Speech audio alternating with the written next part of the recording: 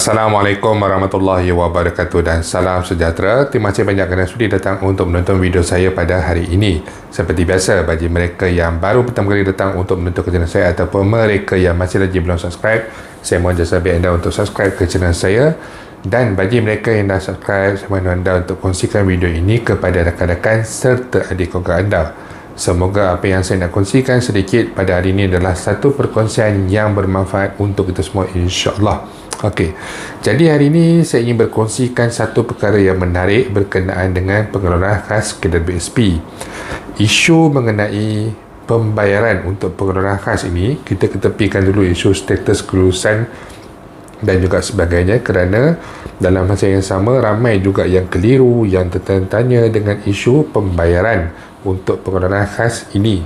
Okey, contohnya yang paling menarik ataupun yang paling banyak saya dapat adalah sebenarnya 20 hari bulan ni confirm semua dapat ke, atau ada bank-bank tertentu je yang dikreditkan terlebih dahulu pembayaran bagi pengeluaran khas ini. Okey, jadi yang pertama sekali, tarikh untuk pembayaran khas ini akan bermula pada 20 Mac 2020, maafkan saya, 20 April 2022. Maksud bermula di sini adalah dalam bahasa yang lebih kompleks ataupun bahasa yang lebih sukar untuk ataupun penjelasan yang lebih besar lagi adalah secara berperingkat. Jadi 20 hari bulan nanti bukan semuanya akan mendapat bayaran serentak.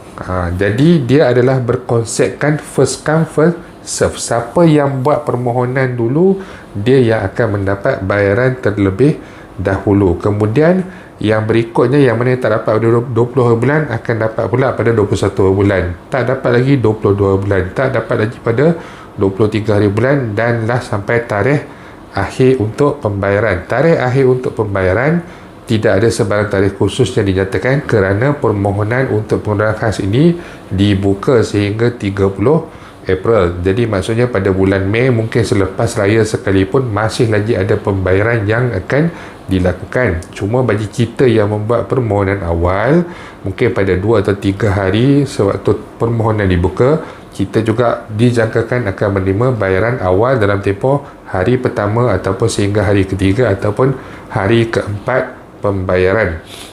Okey, itu yang pertama. Yang kedua, adakah dia didahulukan kepada bank-bank yang tertentu?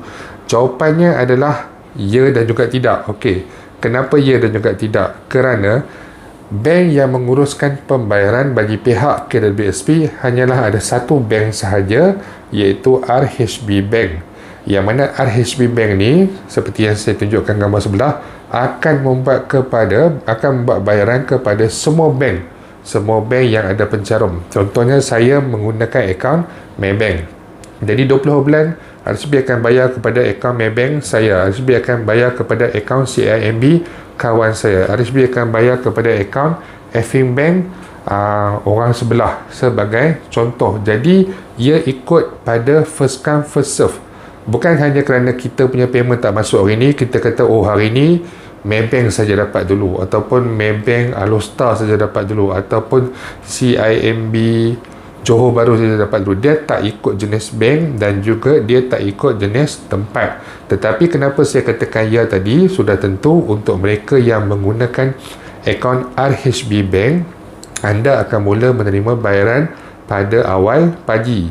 Pukul berapa nak semak? Seeloknya semaklah pada waktu bank mula beroperasi. Bank mula start buka pada pukul 8.45 pagi.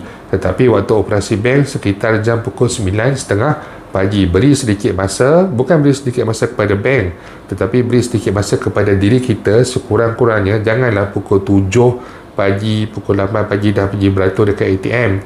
Tak sesuai, tak munasabah. Kalau tak masuk, nak tunggu berapa lama? Ada banyak perkara lain lagi yang kita boleh selesaikan dalam tempoh masa tersebut. Jangan terburu-buru. Pembayaran, kalau dah memang nama anda dah memang senarai pembayarannya pada 20 hari bulan, insya-Allah 20 hari bulan itu anda akan mendapat bayaran. Tetapi kita tak tahu siapa yang akan dapat terlebih dahulu. Jadi RHB akan bayar kepada semua bank pada setiap hari pembayaran. Tidak ada orang kata, oh hari ini bank ni saja, esok bank tu saja. Tidak, itu semua tidak betul. Yang ketiga adalah kaedah pembayaran adalah menggunakan IBG transfer. IBG, sebab T tu ayah IBG transfer. Interbank Gyro Transfer. IBG ni adalah salah satu kaedah pembayaran daripada satu bank kepada bank yang lain, kecuali bagi mereka yang menggunakan akaun bank RHB Bank. Mereka ini status pembayaran mereka adalah direct kredit kemasukan secara terus. Kita yang menggunakan akaun selain daripada RHB Bank ini, macam saya Maybank, akan menerima bayaran secara IBG transfer. Dan jadual IBG transfer adalah bermula, pembayaran akan mula diterima pada seawal-awalnya 5 petang. Kemudian sesi yang kedua adalah pada pukul 8.20 malam, sesi yang ketiga pada pukul 11 malam, dan sesi yang keempat adalah pada hari yang berikutnya selepas jam 11 pagi. Ada yang berkongsikan di dalam laman Facebook dan sebagainya, dia kata RSB akan buat pembayaran 20 bulan sebagai contoh, jadi semak waktu clearance IBG Bank masing-masing. Waktu clearance ni adalah waktu pembayaran IBG Bank masing-masing. Sebenarnya tuan-tuan dan puan-puan, apa yang saya nak kongsikan sedikit hari ni mungkin tak ada orang lain kongsikan. Okey, jadi hari ni saya rasa perkongsiannya sedikit menarik kerana IBG ni adalah Electronic Fund Transfer System which allow transfer of money between participant financial institution within Malaysia. Okey, yang paling penting, the IBG system is managed by MyClear, a subsidiary of Bank Negara Malaysia. IBG ni diuruskan oleh satu anak syarikat Bank Negara. Anak syarikat tersebut adalah nama dia MyClear, yang mana sistem IBG ni adalah sistem daripada anak syarikat tersebut, daripada Bank Negara Malaysia. Ia bukannya sistem bank, ia bukannya sistem RHB Bank, ia bukannya sistem CIMB Bank, ia bukannya sistem Bank Islam, Bank Muamalat dan sebagainya. Tetapi kesemua bank ini menggunakan satu sistem yang diuruskan oleh MyClear, anak syarikat Bank Negara Malaysia, untuk melakukan pembayaran IBG. Jadi kalau adalah ada individu yang mengatakan bahawa okey, IBG kalau kata Bank Maybank bermula pada pukul 3 petang, CIMB bermula pada pukul 5 petang, itu tak betul, kerana IBG ni dia semua bank menggunakan satu sistem yang sama, diuruskan oleh MyClear, iaitu anak syarikat Bank Negara. Jadi waktu dia tidak, orang kata, berubah-ubah. Dia hanya ada 3 waktu, 5 petang, 8.20 malam dan juga 11 malam. Jadi semua bank IBG clearance dia, waktu dia adalah sama, kerana bukan bergantung kepada bank tetapi bergantung kepada sistem IBG di bawah seliaan MyClear itu sendiri. Jadi apabila kita sudah faham berkenaan dengan sistem pembayaran dan kita sudah tahu serba sedikit berkenaan dengan masa-masa untuk kemasukan, insya-Allah kita akan berlapang dada. Tema saya kali ini adalah berlapang dada. Apabila kita berlapang dada, kita tahu kita tak perlu terburu-buru, kita tak perlu tunggu seawal pagi dan bersusah dan sebagainya untuk membuat semakan pada 20 hari bulan tersebut. Lebih penting pada saya untuk bertenang, fikirkan apa yang anda hendak gunakan dengan wang tersebut. Kadang-kadang kita nak wang tu dah terlalu lama, kita dah tahu dah kita nak buat apa, tetapi bila dah sampai gedebuk sekali RM10,000, tiba-tiba jadi excited, jadi nervous, semua benda datang sekali, tak tahu nak buat apa. Contohnya, kemudian masuk ke dalam bank, terburu-buru keluarkan terus RM10,000 menggunakan buku dan sebagainya lah. Jadi bila dah keluar RM10,000 ni, takut sewaktu keluar tu tak ada matlamat yang jelas dan sebagainya.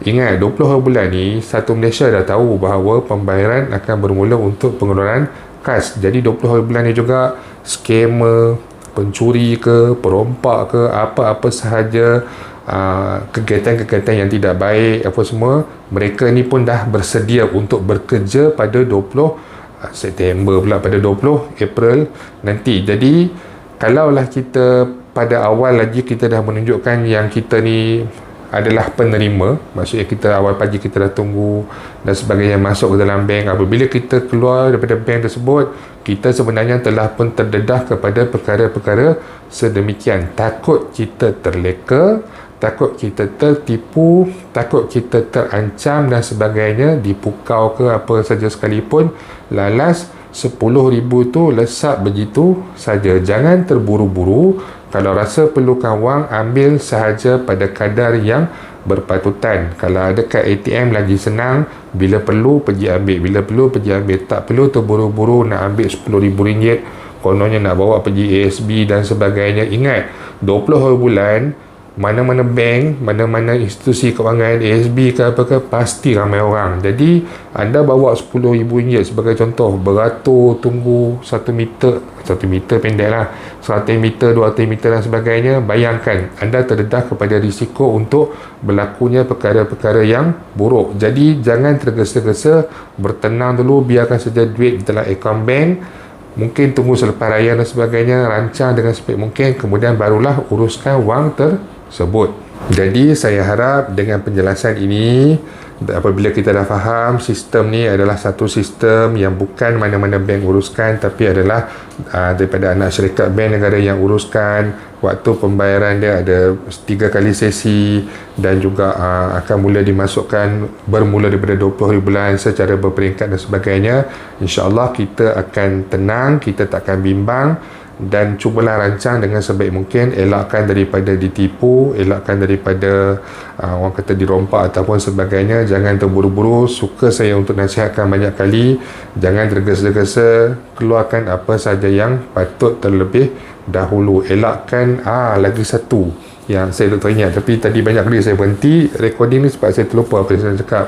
Lagi satu, kalau kata kita ingat dulu sewaktu pembayaran untuk BPR apabila dilakukan, BKM apabila dilakukan, elok saja dapat duit. Kadang-kadang orang duk share, ni bukan saya nak kata mana-mana pihak atau sebagainya. Kadang-kadang orang duk share, elok saja dapat duit, keluar daripada bank, keluar memandu ke apa sebagainya, kena tahan roadblock. Time tu lah nak kena saman. Habis dapat 1,000 contohnya, bayar balik saman 1,000. Time tu lah nak kena tak pakai face mask. Time tu lah nak kena tak scan MySejahtera, dan juga pelbagai perkara-perkara yang lain. Jadi sebab itu saya suka untuk saya nasihatkan, jangan terburu-buru. Takut nanti dapat 10,000 tak ke mana, banyak benda yang kena bayar untuk perkara-perkara yang sepatutnya tak berlaku, kena saman MySejahtera lah apalah. Sekarang ni kadang-kadang saya pergi tengah tempat pun face mask pun dah tak pakai. Ingat, mungkin pada waktu itu banyak penguasaan yang akan berlaku. Maklum 6 juta, 7 juta akan mengeluarkan wang caruman kredit BSP mereka. Pelbagai perkara boleh berlaku.